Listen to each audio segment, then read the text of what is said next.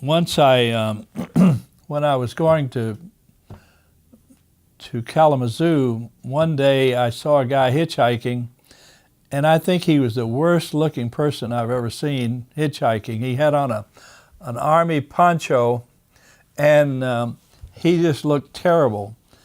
But anyway, I gave him a ride, and he was getting off at Three Rivers because he had heard that you could sleep in the police station. It was beginning to be kind of cold, and if you, I guess if you weren't arrested, you could go ask the police station. They would let you sleep in one of the cells for the night. And so he was going to stay in the police station. And but I told him, I'll be going back through here about 9 o'clock. And so if you don't find a place to sleep, just meet me at this restaurant, and I'll give you a ride back to Niles and find you a place to sleep. And so he was there when I came back, and he went back to Niles with me, and he told me his story. And it was just amazing. He had worked for an airline in Chicago, and he went to Indiana to see about getting a job once he got laid off.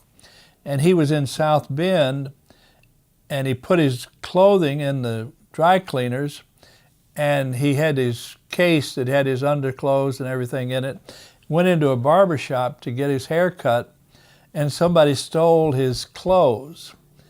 And then he didn't find a job, and he didn't have the money to get his clothing out of the cleaners. And so I guess he found this, maybe at a salvage store or something, he found this army poncho, and he was wearing that.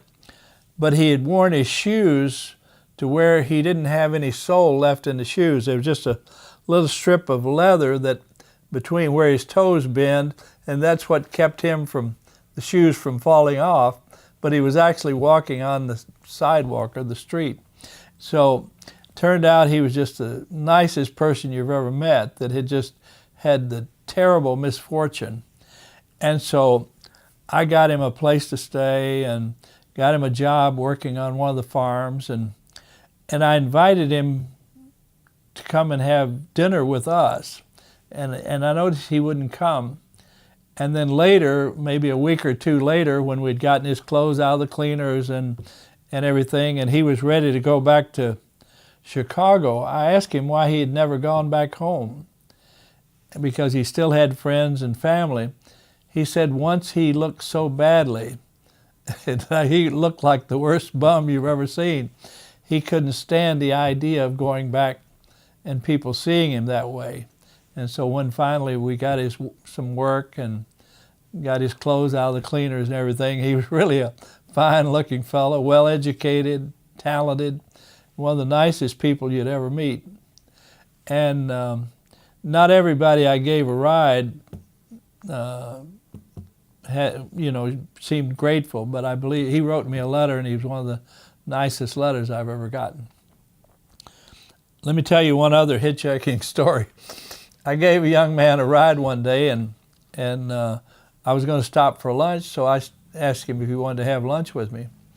And he agreed, and so we're in this restaurant, and I told him just to order anything he wanted, and he became a little suspicious. He said, "Why are you helping me?" He said, his mother had kicked him out of the house, he lost his job, and everybody had turned against him because he was such a rascal, And he said, "Why would you be helping me?" And I said, "Well, it's actually pretty simple.